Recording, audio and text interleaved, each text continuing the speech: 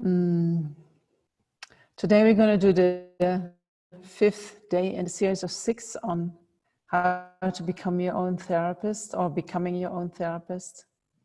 And yesterday we made a start with how can we do things differently? What can we do in order to influence our mind? And we had some internet problems yesterday, so we were streaming, not even streaming, we were on Zoom from a retreat hut down at the hill of Tushita. So unfortunately we couldn't do the live stream, and we're very sorry for those who missed out. But the recordings you can find on Facebook and on YouTube, so you can catch up. Maybe you already did, but if you haven't done that yet, these recordings are available. So that internet is out of our control. You know, it was somewhere down in Dharamsala, a big cable was broken and nobody here had internet. So before we start, we settle our mind when we do a little meditation in order to focus the mind.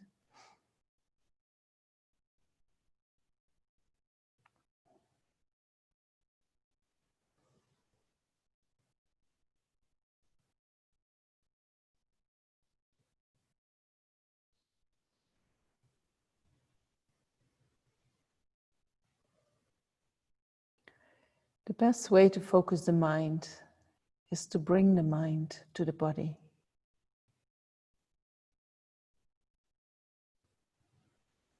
The body is always in the present moment.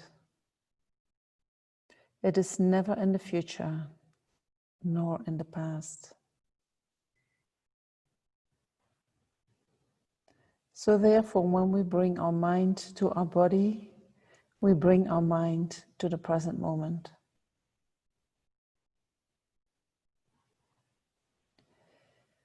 And when we focus on the present moment, we automatically let go of all the thoughts caught up in the past or the thoughts preparing for the future.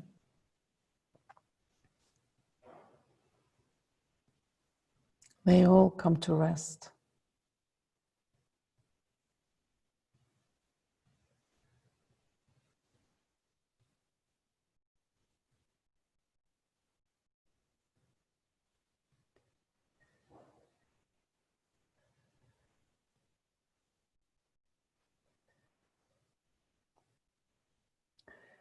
And when the thoughts related to the past and the future come to rest, also our disturbing emotions come to rest.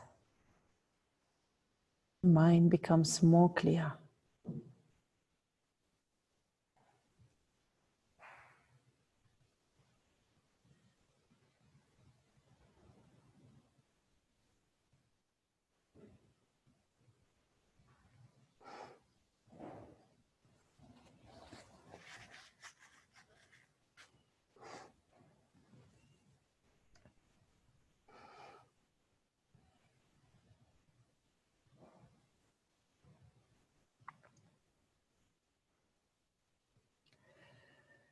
And then we set up a positive motivation.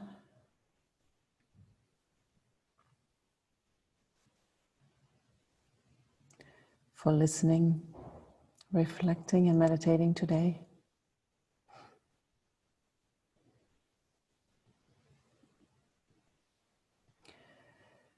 And when we set up a positive motivation, we try to do that beyond this life. Because if we just set up a motivation to have things going better in this life, we would only use our aversion and our attachment. And so we want to transform that. We want to come from a different place than from our delusions.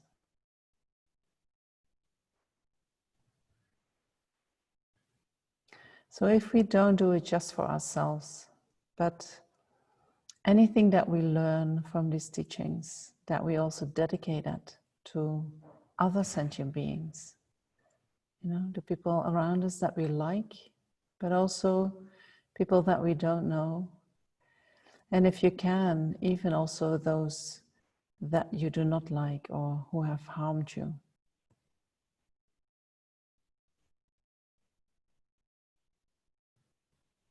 You open up your heart.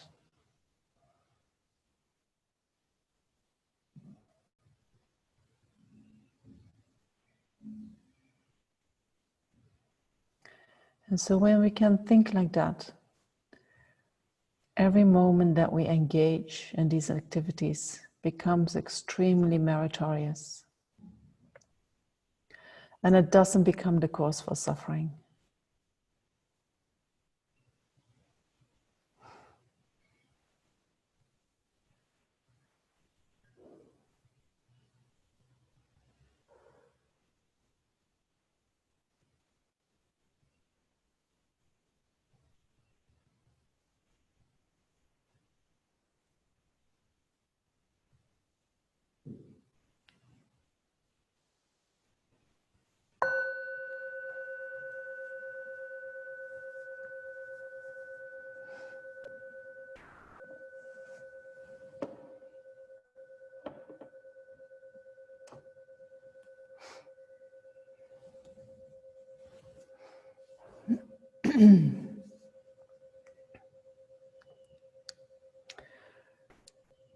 So to give a very little recap from yesterday.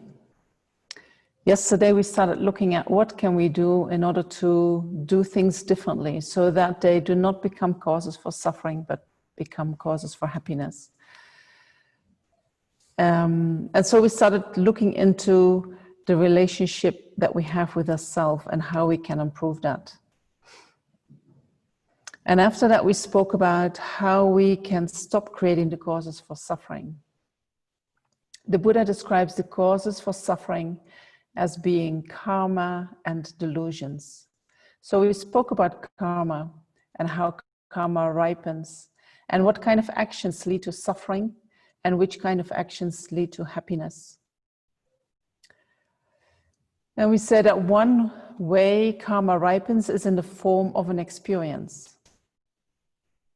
And often we have the feeling that we need something, right? We have needs, whether that is a kind word, whether that is feeling included, whether that is being acknowledged, or it can also be money or food or, you know, any physical thing that you need in this life.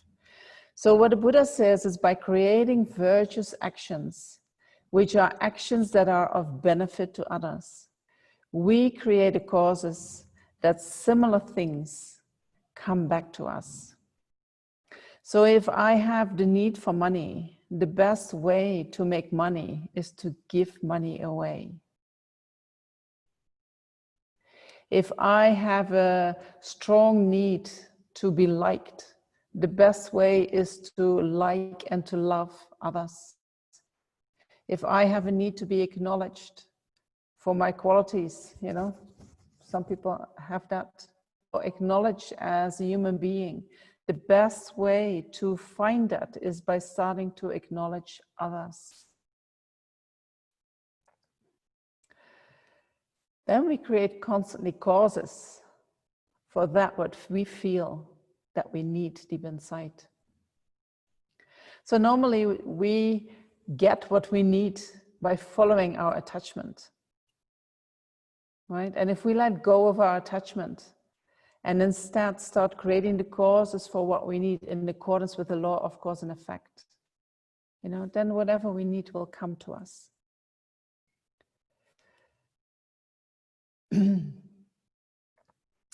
I understand that in the beginning you do not trust that, right? It's like, how does karma know that I need this? Or how does the universe know that I need this? But you have to start little and you start trying where you can change your behavior without getting too anxious or too fearful. And then you listen more and more to the teachings, which can give you confidence and faith that it works in actuality like that. And you try, you know, but it takes a long time because the habit for that, in order to get what I need, I use my attachment. That is so deep in our psychic. So we need to practice a long time, think about it again and again and again and again to get some kind of confidence that it really works like that. Okay, that doesn't happen overnight. So, and then at the end of the session, we meditated on developing self-compassion by taking on a particular suffering or problem that we experience at this moment. And we did this with the motivation that may this become a cause for other people who experience a similar problem to be free of their suffering. So for those who were here, how was that meditation?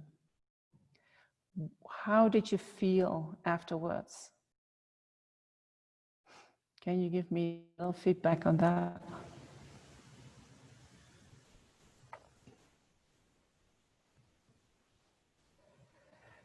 Because what we were doing, we were gonna take on suffering. Normally, when there is some problem or kind of suffering, unpleasant feelings arising in the mind, we have this aversion. I do not want to feel it.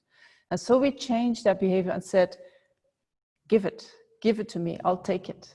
And not just for myself, I'll take it on behalf of everybody so that everybody is going to be free from suffering. So somebody said, I feel lighter.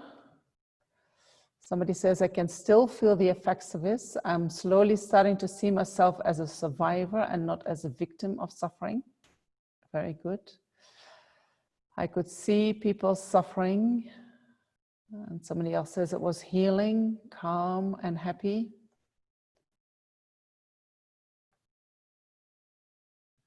I saw people suffering. I feel less heavy. There was so much peace of mind yesterday evening after the meditation. It was inspiring. I felt a deep relief and presence. So I feel a little bit more compassion for my ex-partner, which was hard. So we feel better, right? So when there is suffering, aversion tells us, if you want to be separated from the suffering, follow me, follow me. That is what aversion tells us. And normally we follow aversion. And so if we check, and we will check later today, you can see that that doesn't really bring you relief of your suffering. But if you allow the experience to surface in your mind, and you even say, give it to me, give it to me. I let go of all my resistance to this feeling. It changes, right? And you feel better, and you feel lighter, and you feel more peaceful. And somebody did get a headache. I'm sorry about that. It can happen, you know. I think that might be a little purification that happened. So thank you for that feedback. And remember that, you know, and practice that more often. I think tomorrow we do another meditation where we practice the same principle, but then more extensive, and then also in relation to others. It is so counterintuitive to do this. But once you get a taste of it, it's like, oh, wow, you know, I just can change my experience very quickly, very easily, due to changing my attitude towards the suffering. I've been feeling a loosening of the aversion. I've been feeling for a house help. A loosening of the aversion, you know. So we do not expect that the aversion disappears straight away. Aversion, we have been conditioning our mind with aversion since beginningless time. So, you know, I don't know. When I have unpleasant feelings arising in the mind, there is still aversion every time. And that because it is suffering, you know, and we don't like suffering. And so it takes always a while to think, what can I do with that? Oh, I can take it on. I can stop resisting this feeling. I can welcome that feeling, you know, and then the feeling starts to disappear.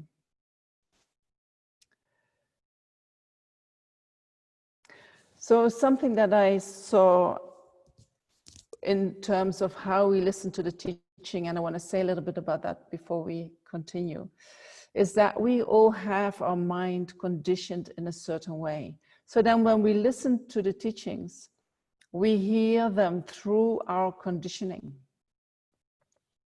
And so then we might not always hear the way it was intended,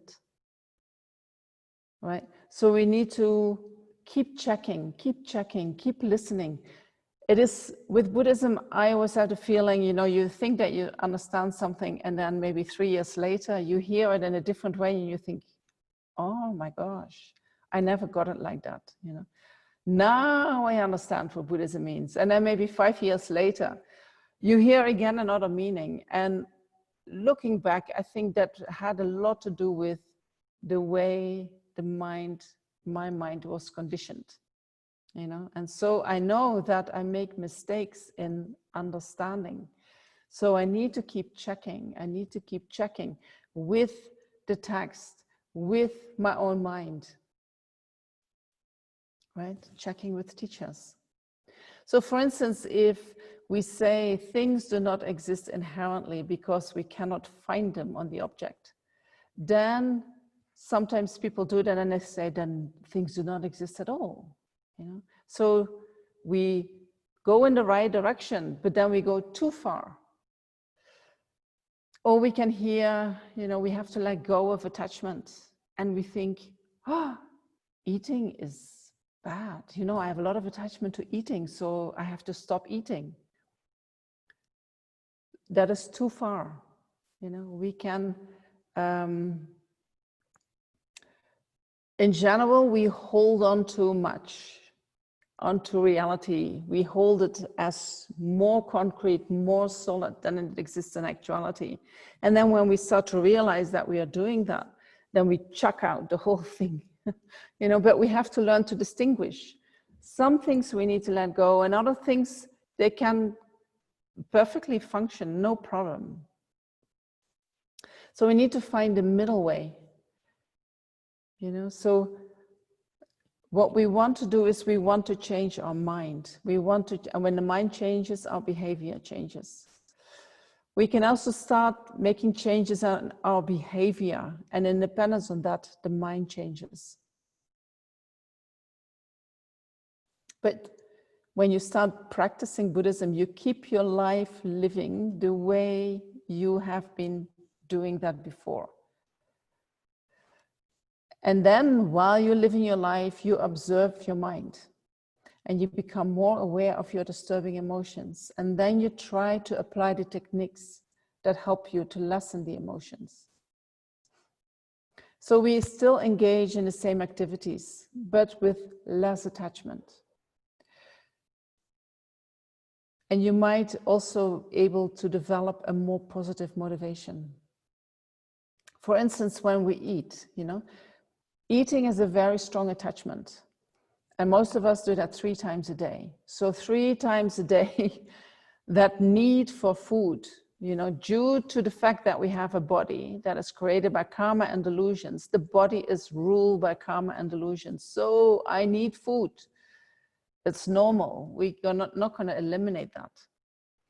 But it is an attachment that we follow 3 times a day, or sometimes even more, sometimes less.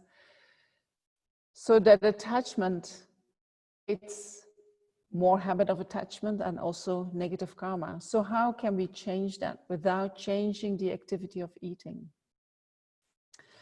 We can, for instance, do a prayer before we eat. For instance, I can think, I do not want to eat out of attachment and aversion, but solely in order to sustain the body so that I can be of greatest benefit to sentient beings. Right? And there is not the attachment to the food, but I eat to sustain the body. I can also think about all these creatures that are living in my body, you know, all these bacteria, all these viruses. For them, it's their home. I don't know, we have thousands of them, right? Some people talk about trillions. So what if you offer them the food? You know, it's not because we think I am eating, I am hungry, but is that really just you? You know, maybe it's actually the bacteria in your gut who are screaming for something. And you think it's you, I. You know, so what if you think about all these creatures and you think you're going to offer them food, and you, in that way, you're going to establish a relationship with them. And then you pray that in a future life, you might meet them again in another form, and then maybe you can teach them the Dharma. Then your eating becomes a virtuous activity. Or you can also visualize, if you have a teacher, a special teacher, you visualize the teacher in your heart, you know, and you offer food to your teacher. Then you create huge amount of merit with every bite you take.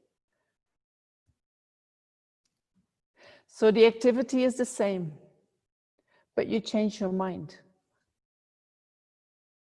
And then from all these actions that normally are non-virtuous, we can transform them into virtuous actions just by redirecting the mind. Okay, so you have to think about that, how you're going to do that with other activities. And be a bit creative, I think. So we spoke already about our needs. You know, if we talk about letting go, attachment and aversion, we are scared that we're not getting what we need. So we spoke about how to create the causes so that whatever you need can come to you. And then in terms of the aversion, which has the function of protecting.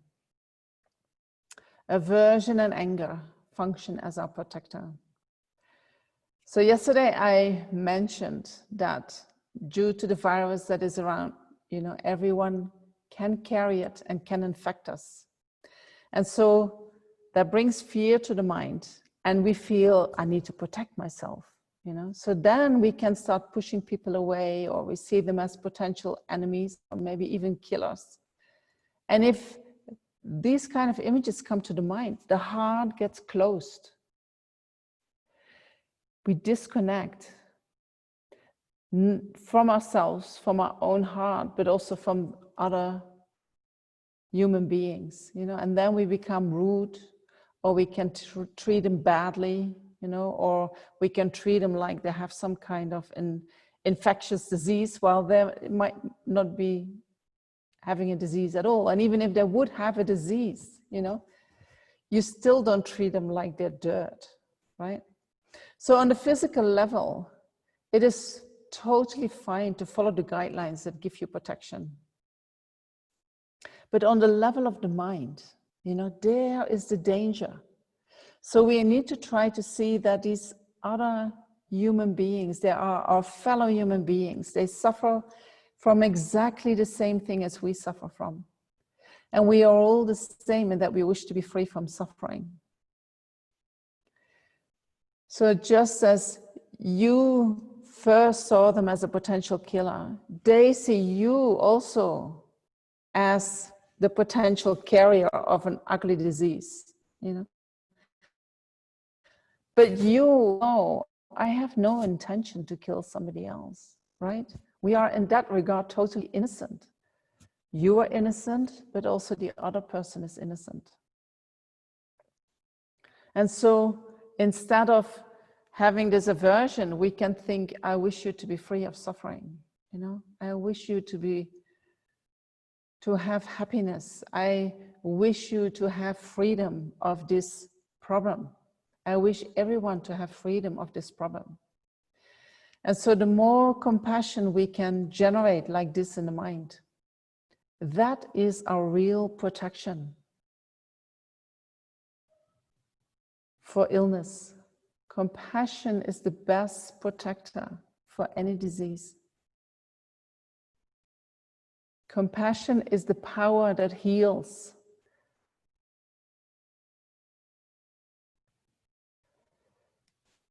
That takes care of not getting sick.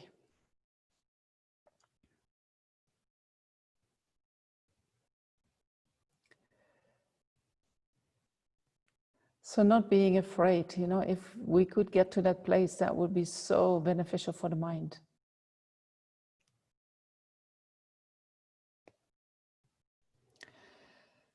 So that was just an addition. So I'm not saying don't do this, don't do that. You do whatever you need to do, but check your mind. You know, that the mind is not reacting with this huge aversion and then it's projecting things onto other people that do not belong to other people. Try to generate a mind of loving kindness and compassion. And then you follow all the guidelines that your government gives you. All right. So then there was a question about what are the 5 aggregates? And I know it's good because I sometimes mention that can be very frustrating if you don't know what I'm talking about. So the 5 aggregates are referring to the body and the mind. The first aggregate is the form aggregate, so that is the body. The second aggregate is feeling. The feeling arises in every moment of mind. The third one is discrimination, which is also a quality of the mind that arises in every moment of mind, which says, this is good, this is bad. I like this, I do not like this. Then the fourth one is compositional factors, and that refers to all the other qualities of mind. It can refer to all the disturbing emotions. It can refer to the wisdom, loving kindness, mindfulness, concentration, all the positive mental factors, or all the positive qualities that can arise in the mind. And then the fifth one is the mind itself. So form, feeling, discrimination, compositional factors, and consciousness.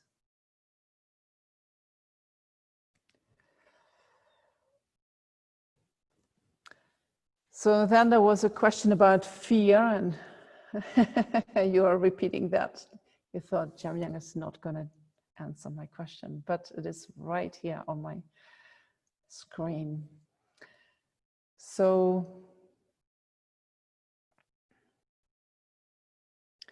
we are all suffering and we want to be free from suffering. And so the reason that the Buddha taught was coming from his great compassion. His great compassion wished each and every sentient being to be free from suffering. And what is the way to free yourself from suffering? That comes through knowledge. The better we understand the nature of reality, the better we understand our own mind and how we are mistaken with respect to the nature of reality, the better we can remove the causes for our suffering, and the better we can create causes for happiness. So it is knowledge that frees us from suffering.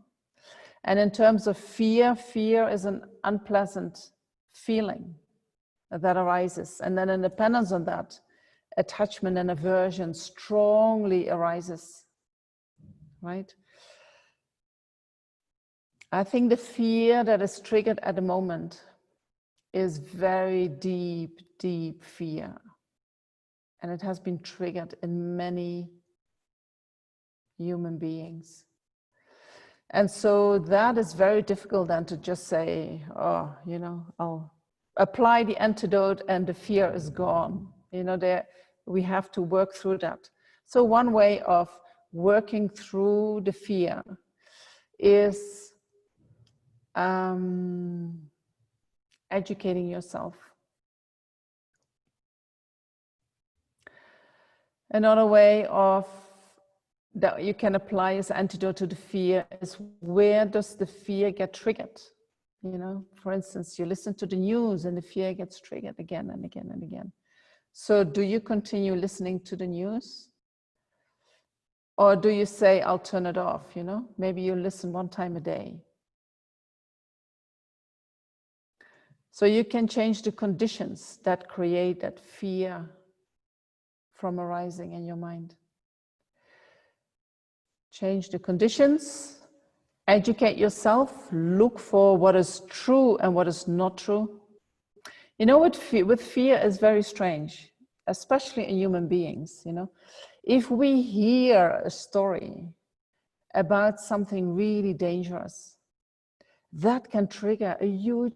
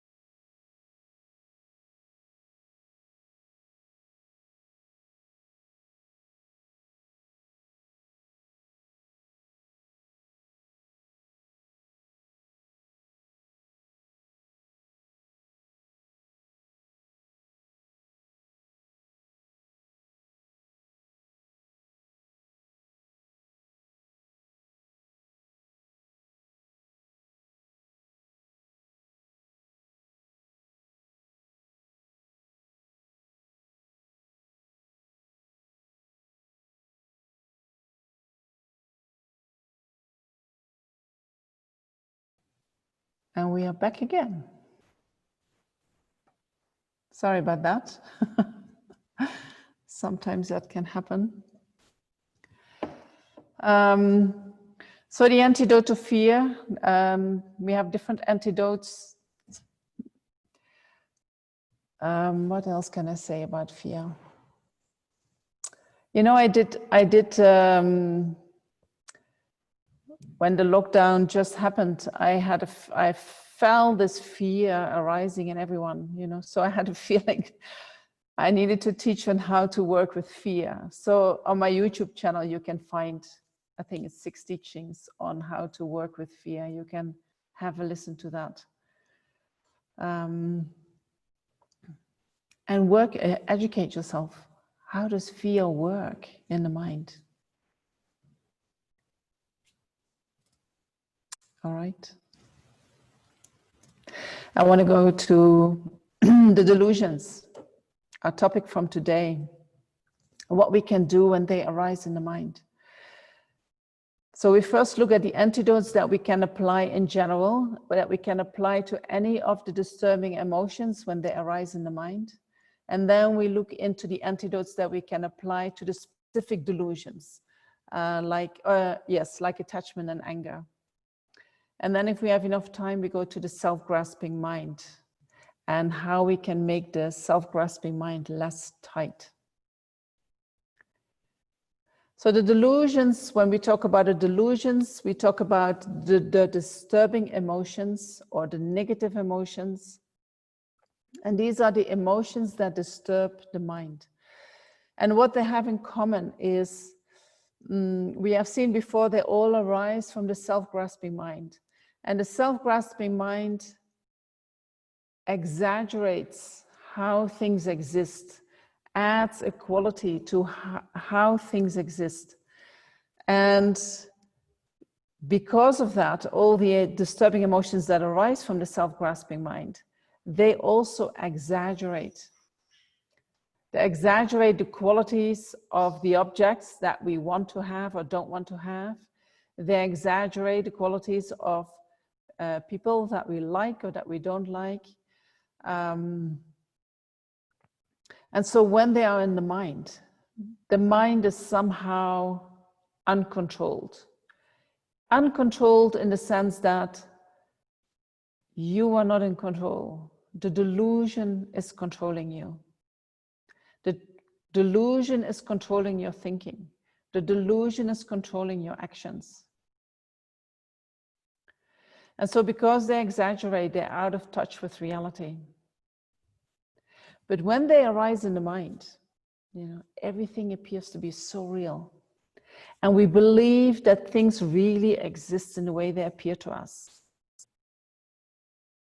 We do that already in general, but when the delusions are in the mind, it is really true. Somebody asked a question. I had to smile a little bit. I'm sorry about that. Let me see where I put that. So when you are angry with someone and they truly did something harmful, and I thought, yes, this is how delusions look like, you know, it is truly like that. And that doesn't mean that what they did was not harmful, but once, you know, we can recognize the delusions, because if we listen to our language, we can hear ourselves. It was really like that. And he was so this and so that. And it was really true. That shows that there is a delusion. That doesn't mean that nothing happened in the way it is described. But we hold on to that is the only way something exists. Well, if we change perspective, we might see something very different. But when the disturbing emotion arises in the mind, we cannot see a different perspective. We can only see one perspective, and that is through the eyes of the delusion, or through the eyes colored by the delusion.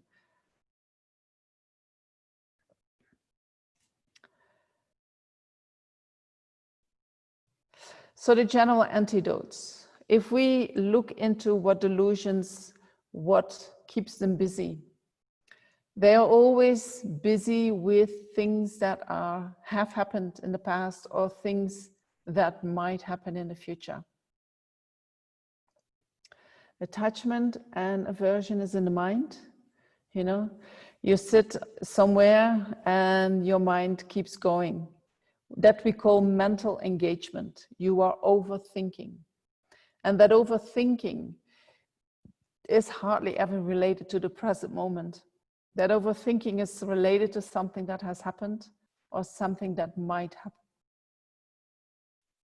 And the qualities of that overthinking is when you are thinking about something that you like, you know, there is attachment. When you're thinking about something that you don't like, there is aversion, and maybe even anger. So if we bring our mind back to the body, back to the present moment, connect with the present moment, go for a walk and feel your body walking. Do the dishes and feel your hands doing the dishes. Work in the garden and be really focused upon what you are doing. Then the mind comes to the present moment. You know, some people go for a run because then they get really good connected with the body. And then after some time you can feel that the delusions subside. And the mind becomes more clear. And when the delusions subside, there is space in the mind for wisdom to arise. Then our inner wisdom can look at what happened. And we can look without we can come up with a solution or with a way of responding without the disturbing emotions being in charge.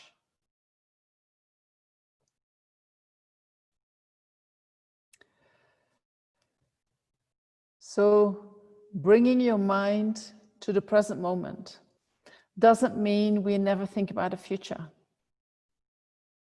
Right? This is when if you think that you have thrown out too much or taking in too much.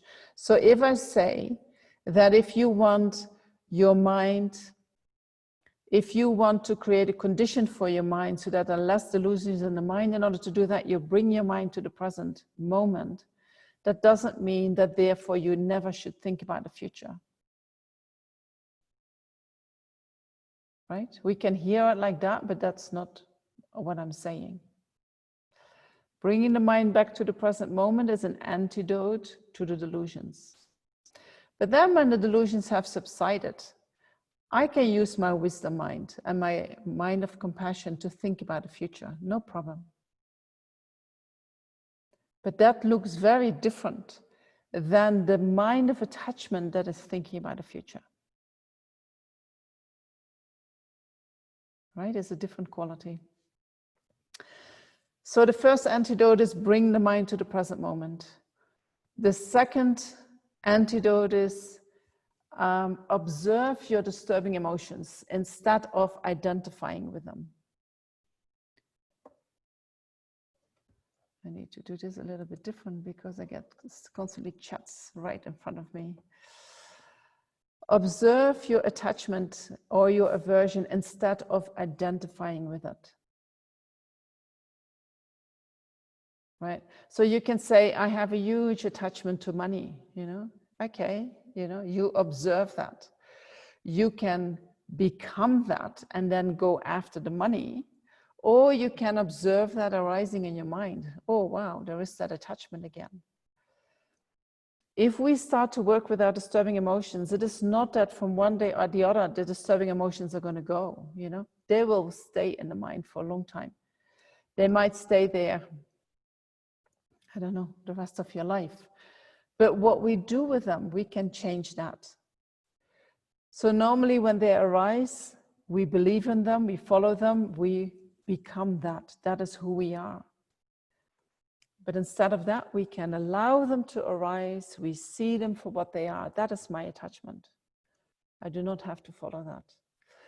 If the attachment is really strong and you see yourself following your attachment, you know, that is actually already better than not seeing yourself following your attachment, just following it blindly. You first observe yourself, I'm following my attachment. Then maybe at a certain point, you can see that you can stop yourself somewhere. You're not following so far anymore.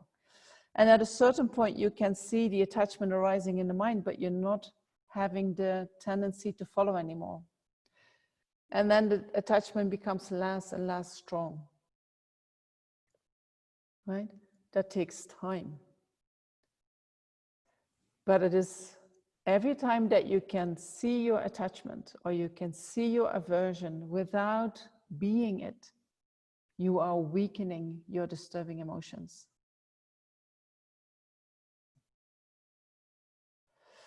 And so then what we also can do is we can analyze how the delusions are deceptive. They give us the illusion of being able to influence our past or our future if we just think in the right way, or if we are very clever. They give us the illusion of being in control or having control. But we have to check, you know, is that really true? If you have a negative experience, does it really help you? Does it help you to resolve the issue by overthinking what happened again and again? Maybe trying to change the scenario. Does that help you? Or if there is something going to happen in the future which is stressful for you, does it help you to walk through the different scenarios, fueling your anxiety, you know, in an attempt to get control over the situation? You have to check, does that really help me? And then what we also have to check is that we often mistake our thinking of reality as being reality itself.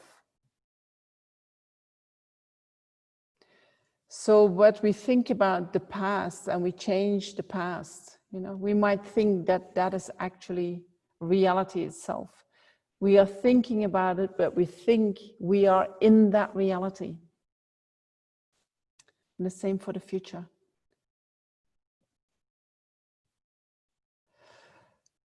The only place where we have power to change something is in the here and now, is in the present moment.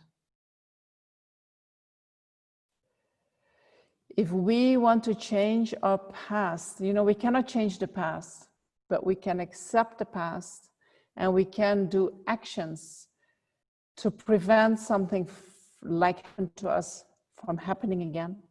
We can take actions that is addressing what happened in the past. We can take actions in the present moment. And in order to be most powerful in the present moment, we have to make sure that all the bits of our mind that are abiding in other spaces and times, that they are all with us in the present moment. Then we have all our qualities to do what is most beneficial.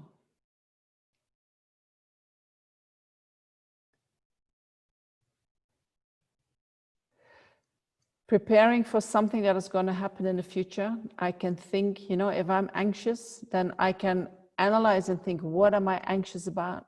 And what do I need in order to reduce that anxiety? But what I need is, what can I do now? So that in that future event, the anxiety is not coming up so much. How can I help myself with that? Right? So then also in the present moment, you can engage in activities so that in the future, you suffer less from that anxiety.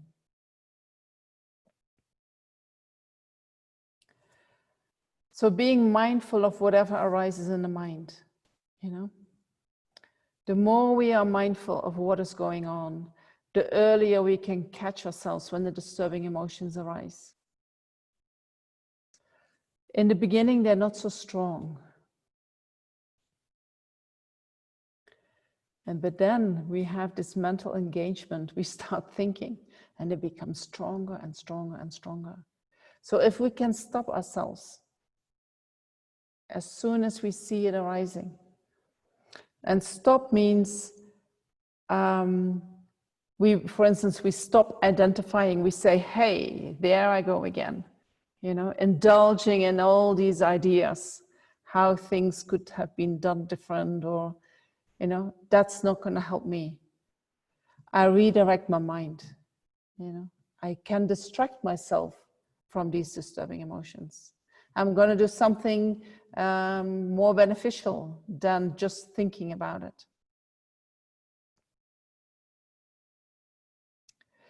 When disturbing emotions arise, we can also do a reality check. Is it really true?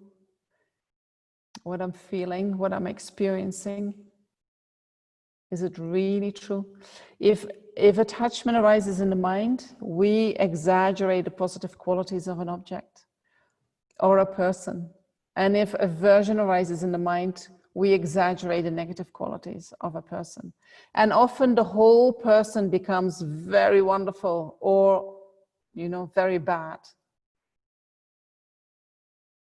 That's our perspective. That's how we color reality under the influence of our disturbing emotions. Is that really true what I'm seeing? Is that really true what I'm thinking? So what if I take the place of an observer of the situation? What is an observer seeing? And what is the person that is standing opposite of me? What is that person seeing when he looks at the same situation? And even doing that, seeing that there are different perspectives. That doesn't mean that what you're feeling is not true. What you're feeling is your feeling, and you can validate that. But the disturbing emotions make it more true and solid and lasting than you would like it to be. So when you see the different perspectives, and it is like, oh, it was just an experience that comes and goes, and just let's move on with life. We don't have to keep hanging and going over it again and again and again. That's not going to be helpful. That's not going to change the situation. Yes, it was an awful experience. Yes, it hurt me very deeply. I can see that that person might not have had the intention to hurt me so deep. I can see that that person was too much occupied with their own affairs, wasn't aware of what was going on for me.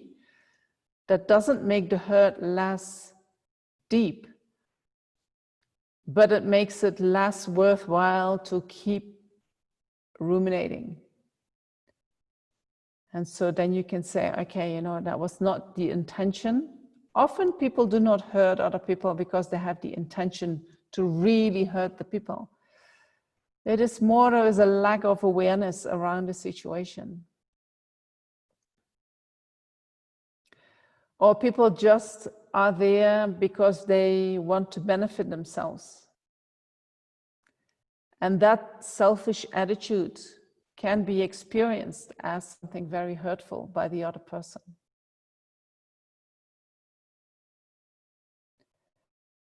So then if we know to take that hurt, you know, in the way that we did in meditation yesterday, we take it on and we let it go. Don't make it your life. And we can also remember the nature of the mind. You know, the nature of the mind is clear and knowing. It is a stream of mental events, rising, passing, rising, dissolving back into the mind. And so whatever arises in the mind is impermanent. It comes and goes like a dream, like clouds, like waves. You know? And normally what we do is we identify strongly with the waves, with the clouds. It's almost like we hang on to them. But if we can see, you know, even the disturbing emotion that arises in the mind as a cloud, and we just see it as a cloud passing away. We see it as a wave, and we experience the wave, but we do not have to go with the wave. So you can, for instance, you can say, anger arises in my mind. There is anger in my mind. The anger is not the mind itself. The mind is not anger. Anger is something that arises in the mind and it will dissolve back into the mind. And you repeat that. You are not your anger. The mind is not the same as anger. It is just something that arises in the mind. And you need to let it arise, right? We're not going to suppress it. We're not going to push it away. You let it arise, but you stop hooking onto it and then creating the story with it.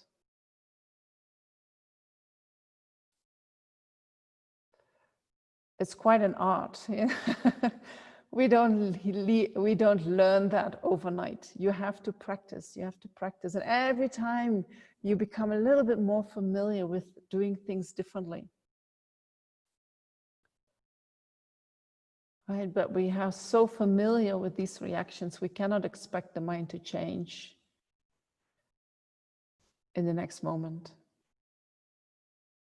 And so while we are observing our disturbing emotions, we have to be kind to ourselves. We have to be non-judgmental with ourselves, you know. You might not like certain reactions, certain disturbing emotions of yourself, or, you know, also of your partner or other beings. But disturbing emotions arise due to causes and conditions, many causes and conditions. It is never just one thing.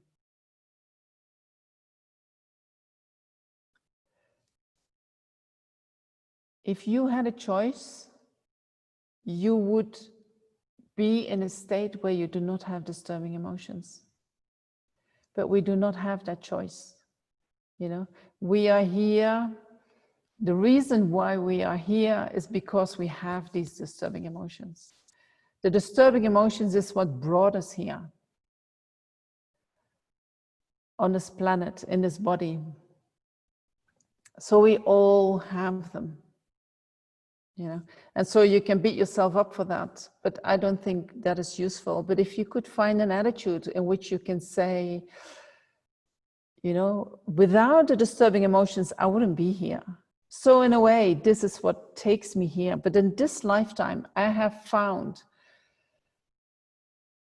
teachings that are going to show me how I can overcome all the disturbing emotions. In order to find these teachings, I need to have a human body, you know, because they are written in the human language. I need to use my brain in order to understand these teachings. I can do that as a human being. So what a fantastic opportunity do I have? Right? I do not know what I went through in my past lives. I do not know why anger is so strong in my mind, why attachment is so strong in my mind, why I have so much jealousy. I have no idea. But it is there, right? So I'm not going to beat myself up for that. Because when I beat myself up, I get even maybe more anger, more hurt, more suffering. It's not going to be helpful, you know? So if we can have an attitude of loving kindness and forgiveness and compassion towards ourselves, we create a much better platform from which we can start working with the mind.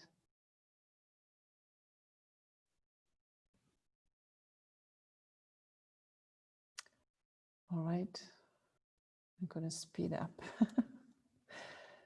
So I'm going to talk about so these are general antidotes that you can apply to all the disturbing emotions that arise in the mind. And then we can apply specific antidotes to specific delusions. And I'll start talking about anger, which is very strongly related to aversion. Anger appears to us as that what is protecting me.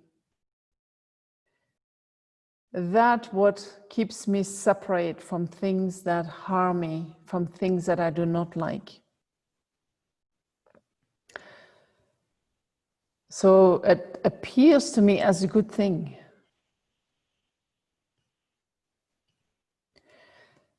Anger also sometimes appears as the thing that makes things happen. Right? You read from the psychologists who say, when there's anger in the mind, it is time for change. Anger is gonna make the change happen.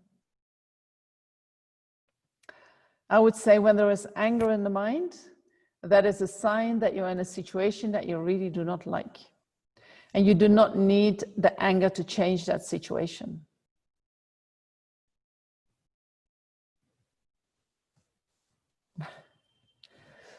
Just on the side. When we are very angry, we are very sharp, right? We can see exactly what is going to hurt the person. We know to say exactly the words, how to say them to hurt the other person most. Anger has that kind of clarity. We feel very strong when anger is in the mind. And we feel very right. Anger says, I am right and you are wrong. And anger is ready to fight for that. Right? So we can be angry with a very friendly face. Look very friendly, but I want to be right. Then you can be sure that actually there is anger underneath. If you are not angry, if you're coming from loving kindness and compassion, you have no need to that the other person tells you that you are right. No need. You know, you are very happy to leave it somewhere in the middle. It doesn't matter. But anger wants to be right. So we need to know what anger looks like, right? Because anger appears as something that is going to help you, something that is going to protect you, something that is going to make things happen. Well, if we look what happens in the mind when anger is in the mind is very disturbed. You know, it looks like it is sharp and focused. But if you close your eyes and you feel what happens in the mind, it's very disturbed. And also, the mind that is angry, especially if there are human beings involved, we often want that person that harmed us to receive some kind of suffering. Right? We prefer, maybe we do not want to do it ourselves because we are Buddhists, we are, we are practicing loving kindness, but deep inside we wish that person to suffer. And if they fall down the stairs, we say, karma coming back to him. That's anger.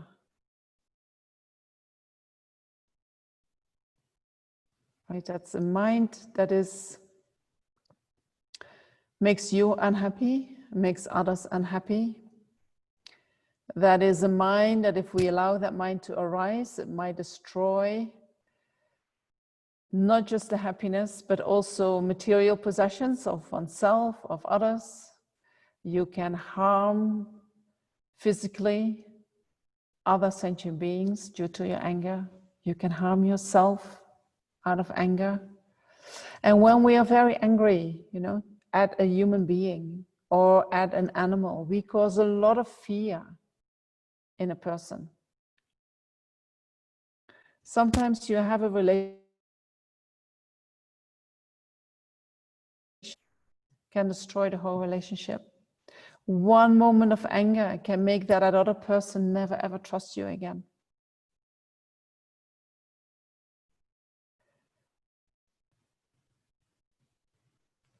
When anger is in the mind, very easily what comes out of the mouth is not so nice anymore. Right? So anger is dangerous, it destroys a lot. And so when it is in the mind, it makes the mind very unhappy and vicious. And then if we look in terms of karma, it leaves imprints in the mind to become angry again in the future, but also to experience fear in the future. And next time when similar conditions arise, anger arises again. So then we create a habit of lashing out with anger. So what is the antidote to anger? So one is practicing the quality of patience. Patience is a mind that is undisturbed by harm. The mind that can bear the harm. So what we practiced yesterday in the meditation, that is training the mind that bears the harm, that can bear suffering. If we know how to take on suffering and we're not scared of doing that, we know how it feels, then when things happen, the mind doesn't get disturbed. That's the mind of patience. And then the other quality of anger is that we wish the other person to suffer. So how can we change that mind of anger? By practicing loving kindness. Loving kindness wishes the other person to be happy. So if somebody harms me and I can practice the mind of loving kindness, yes, you hurt me deeply, but I still wish you to be happy. Anger cannot arise. Maybe anger in the sense of the disturbance, but not the anger that wished the other person to be harmed or the other person to suffer. Because with respect to one person, I cannot generate two opposite wishes at the same time. I cannot wish happiness to that person and at the same time suffering to the person. It's not possible in the mind.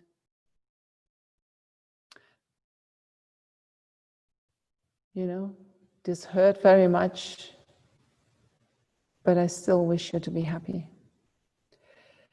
In the beginning, that sounds insane and impossible.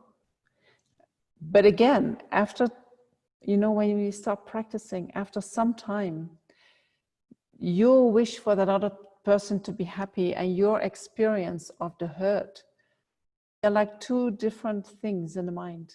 They're not one event anymore.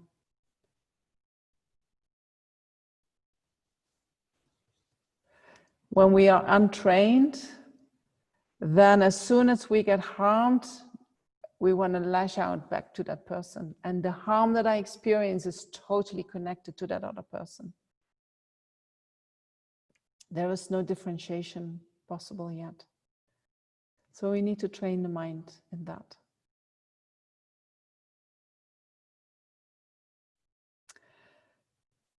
And so then we can also do general antidotes. You know, we think about impermanence and death, we think about karma, we think about, you know, how it would be if we would be in the other person's shoes. And then the general antidotes that I already discussed.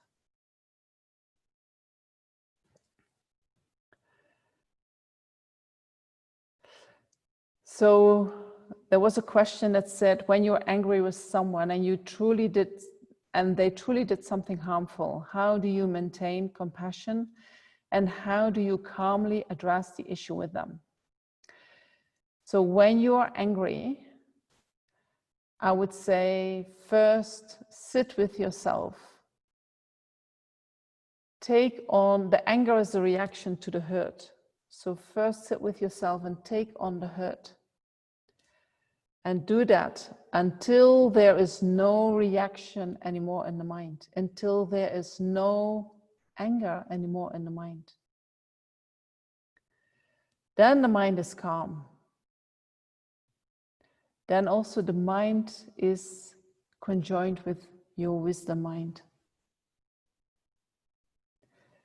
Then if you feel that you need to address the issue, you can address the issue and compassion will be there and your mind will be calm naturally.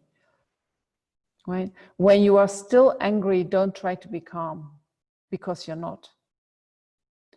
If you're angry, don't try to be compassionate because you're not. When you're angry, connect with what made you so angry, which is the hurt. Connect with the experience. Practice what we did yesterday until the experience totally dissolves. You know, it dissolves back into the mind. And with that, my experience is often a lot of wisdom comes with that. That you understand that hurtful experience in relation to yourself. What it means for you, why it happened to you. And you also have much more space to see the other person's perspective. And so once you have really experienced the hurt, there is no more reaction in the mind. Then your mind is calm. You know, then with that naturally also comes what you can do, what is beneficial to do in relation to the other person. Okay. Attachment. So we talk about attachment, and sometimes we call that also desire or desirous attachment. And then we might think, so all desire is bad, you know, or all desire is the same as attachment. But we can have desire for positive things. For instance, we can have desire to develop all our qualities, our positive qualities. We have the desire to benefit other sentient beings. These desires, they are desires, but they are not attachments. So we do not wish to remove them or to eliminate them or to, you know, these are positive qualities that you're going to develop. I wouldn't call that attachment. Attachments means grasping mind. I want. Out of grasping, right? I want so that I can be of greatest benefit is a very different wanting than I want this for myself. So you need to check that. So desires attachment is, according to Lama Zopa Rinpoche, the source of all our problems. But it is also the reason why we are here. It is the reason why we have taken this body. You know, we take a body under influence of karma and delusions. But what really impels us in this body is the craving that happened at the end of last life, of our previous life. So we are all our actions you know, are somehow driven by attachment. And sometimes the Lamas say attachment is like a skin disease, you know, that itches. And so when it starts itching, we scratch. And when we scratch, there is this relief, like, oh, that feels so good. And then we stop. And then after 5-10 seconds, it starts itching again. And we have to scratch again to give ourselves this relief. Yeah, this is how we need pleasurable experiences. But when we have pleasurable experiences, that is just like scratching, like the itching skin disease. So it would be much better if we had no skin disease at all.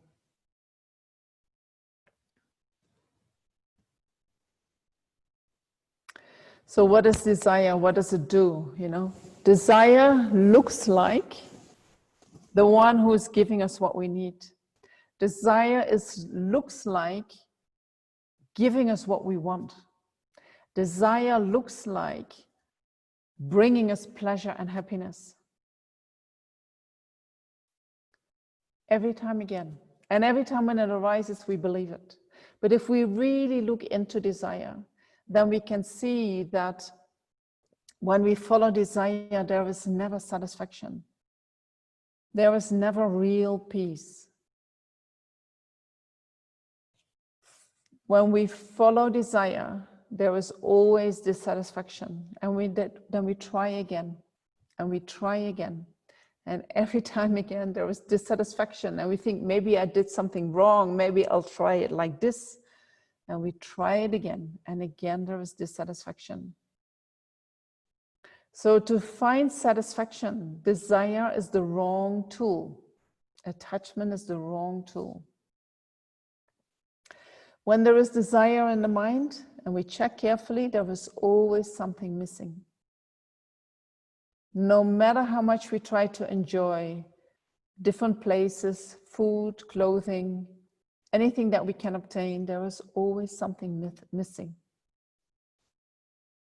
You know, ask yourself, the happiness that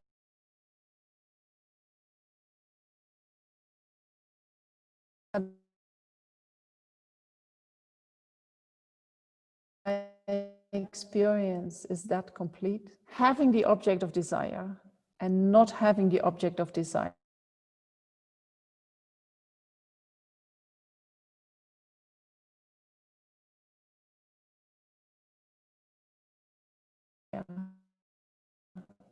are both subjects. If I like that, my problem will be gone. Then we get the object. And with that, new problems come. Have you ever noticed that?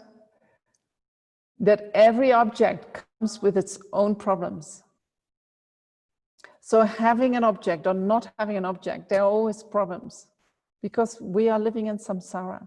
We are living in cyclic existence, which is produced by our delusions. So there are always problems.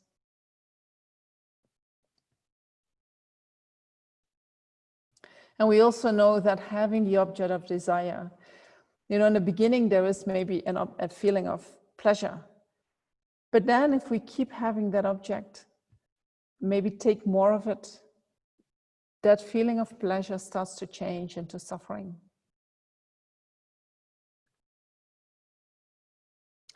And then we can think about following desire itself, you know, that is suffering.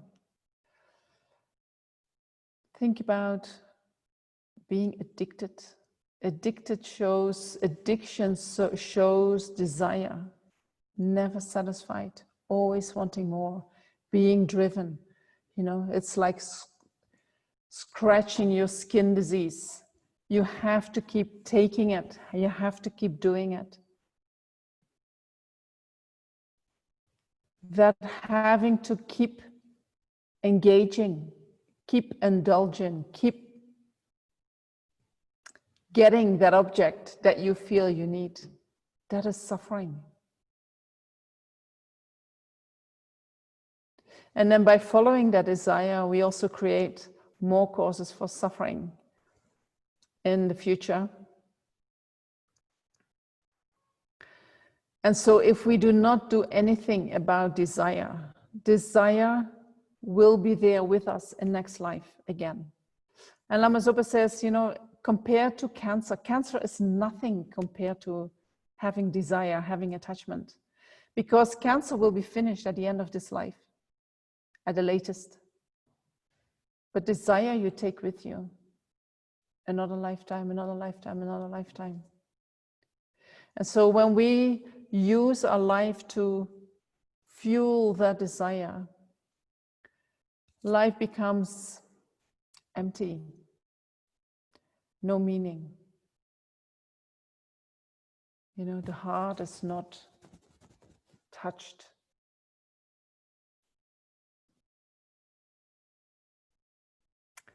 And it's going to be very late and I haven't even finished the desire.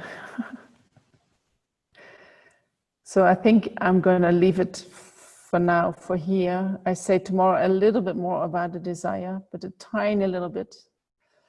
And how we can practice the antidotes. And then we'll continue with the self-cherishing and with the self-grasping and the self-cherishing mind. All right, I'll do one question. I think all desires are bad because if we want to help others or purify ourselves, it's not desire, it's aspiration. Am I wrong? So that is just how you define. You know, this is a play of words. So I said there are two types of desire. One is a desirous attachment, and another desire is desiring something that is positive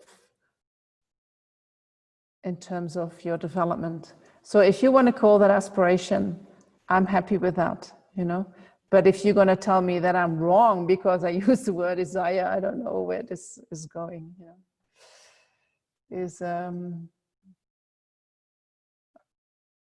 I'm just giving you what I've learned. So, but it is fine to call that aspiration.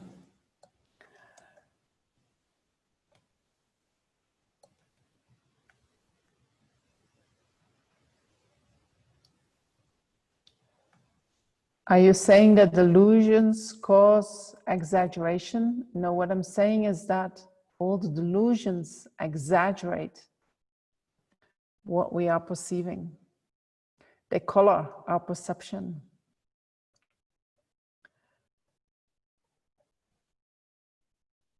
I'll say tomorrow a little bit more about that. And I will keep reading your questions and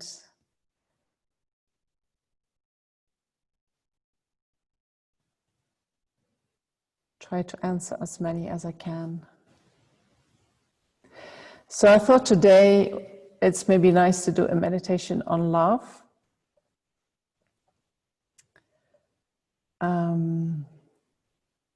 After having done the self-compassion, I think we can meditate on love. All right.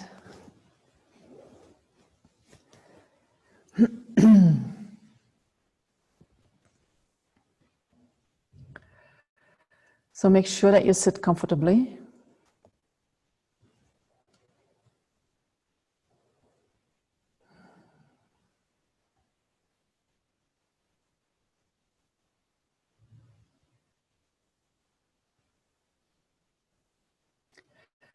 Relax your body and mind.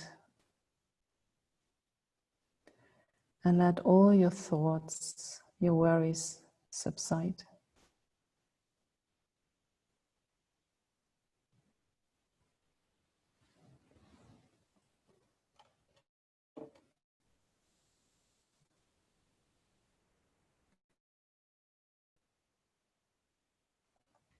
You can observe your breath by observing the rising and falling of your abdomen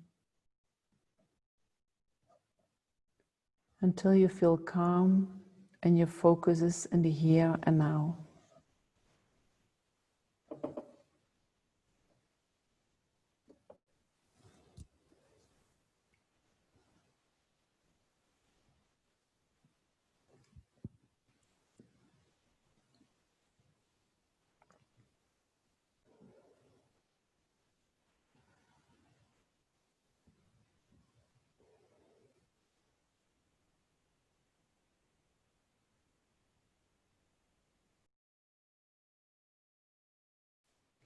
And imagine all living beings around you.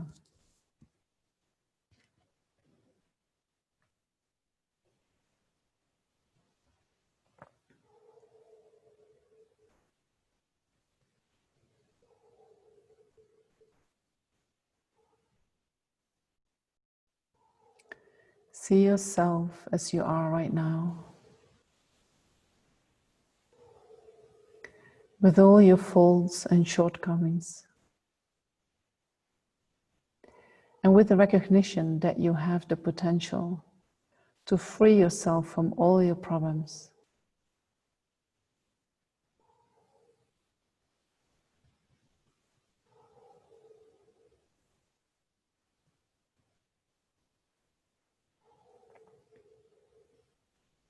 How do you feel with yourself? Do you feel safe, loved, appreciated?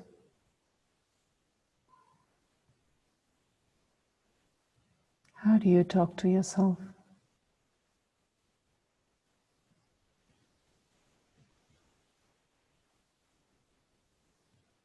How do you listen to yourself?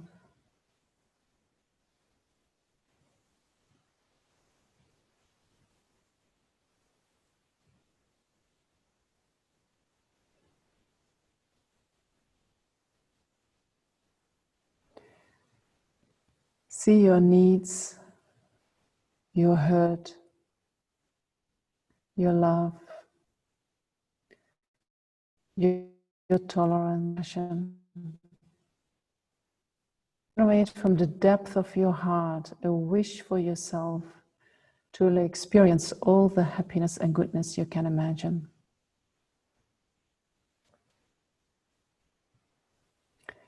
Send from your heart white light, which fills your whole body.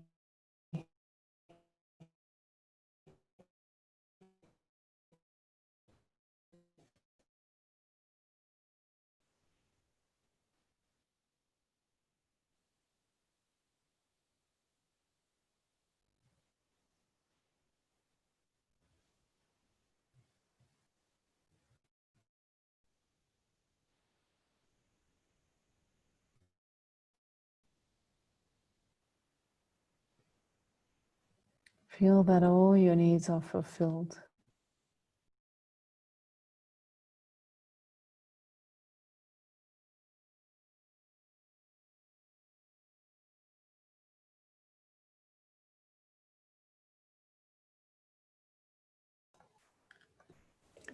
You experience happiness, bliss, and a smile appears on your face.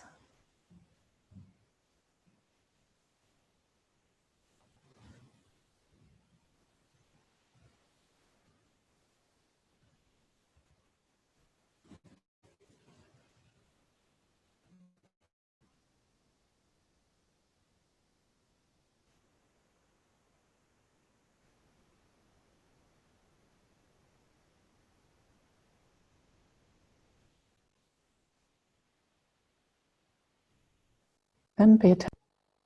Your mother is on your left, your father on your right, and other relatives and friends are behind you. Visualize in front of you those you dislike or who have hurt you. And all other sentient beings are around you in human form, right to the horizon. They're all sitting quietly like you. And a sense of harmony and peace pervades everyone.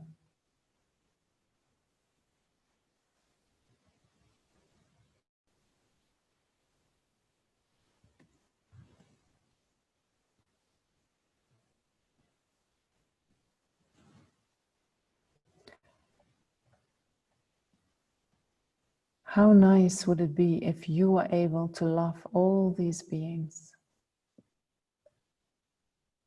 Just as you, they all want to be happy. They all want to be free of suffering. And they are all trying to make the best of their lives, even those who are angry and violent.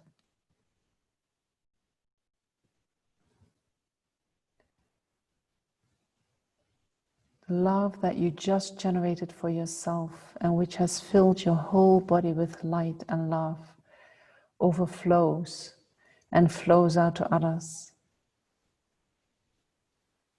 Start with your family and close friends sitting near to you. A warm, luminous energy radiates from your body, touching them and filling their whole bodies and minds.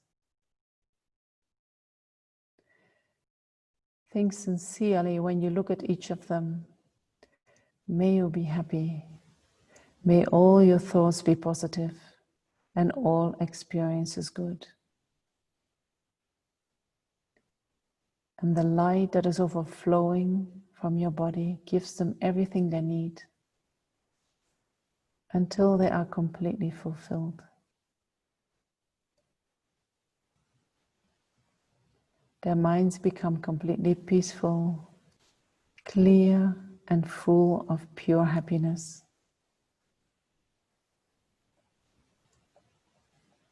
A blissful smile appears on their face.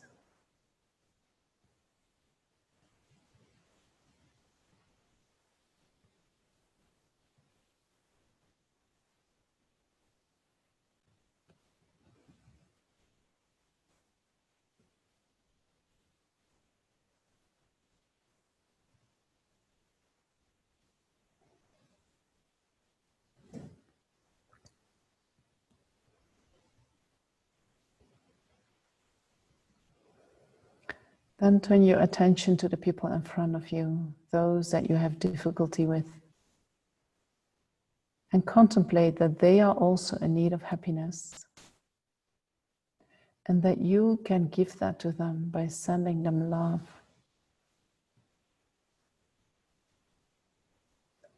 Imagine your positive, loving energy flowing out from your heart to those people, filling their whole bodies and mind.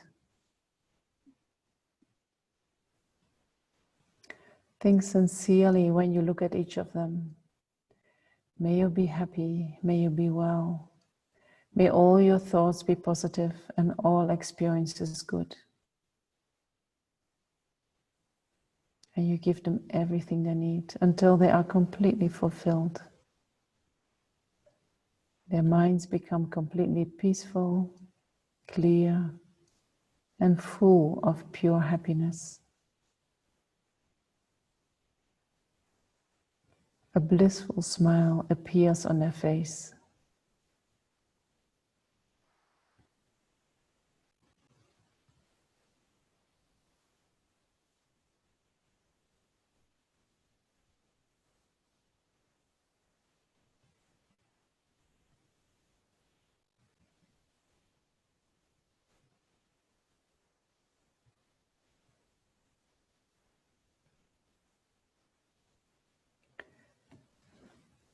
Continue to send your positive, loving energy out to all other people. Imagine that your love flows into every direction, reaching all beings. And you can think of those who are lonely, busy, sick, healthy, hungry, the well-fed.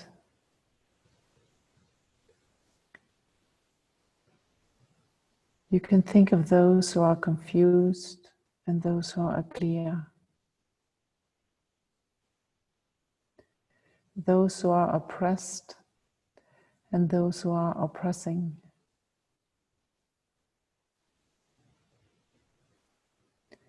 Those who are frustrated and those who are irritating.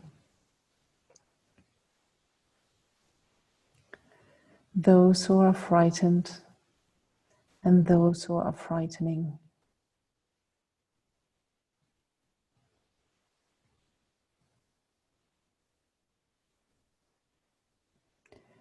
And whoever comes to your mind, think sincerely. May you be happy, may you be well. May all your thoughts be positive and all experiences good.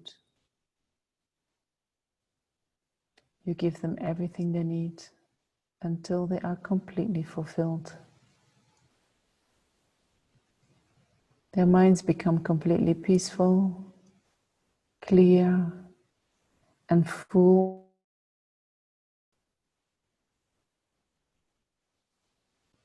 And a blissful smile appears on their face.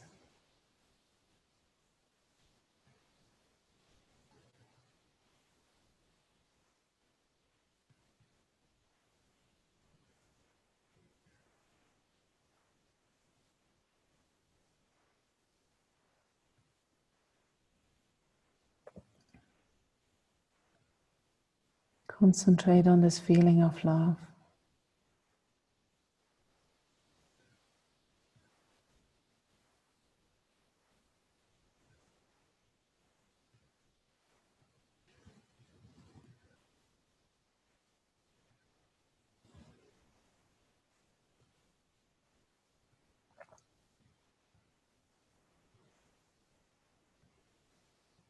And contemplate your own potential to love everyone.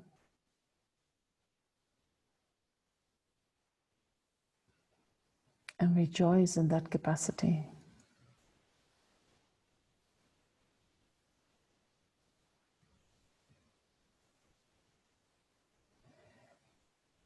Then generate a strong wish to develop this potential more and more.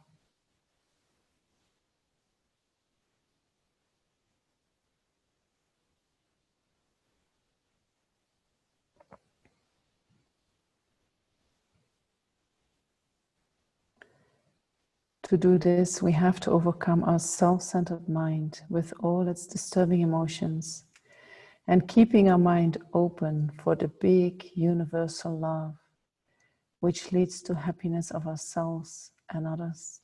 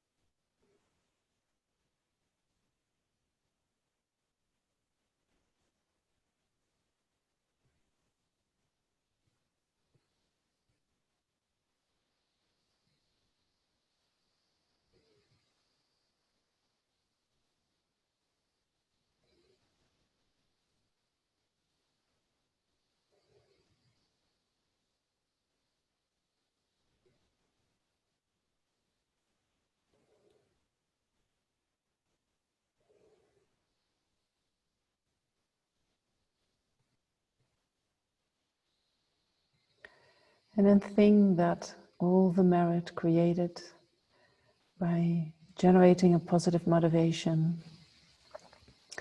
by listening to the teachings, by reflecting, and now by meditating.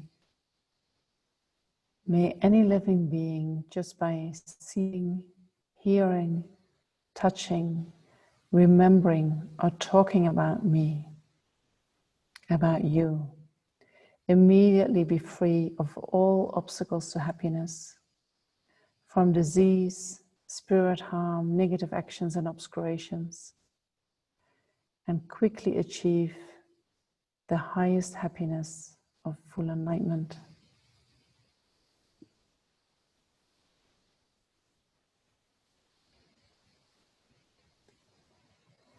And then we can dedicate that all the positive energy that we have gathered by engaging in these activities, we can dedicate them to all beings, including ourselves, that we all find all temporary and ultimate happiness.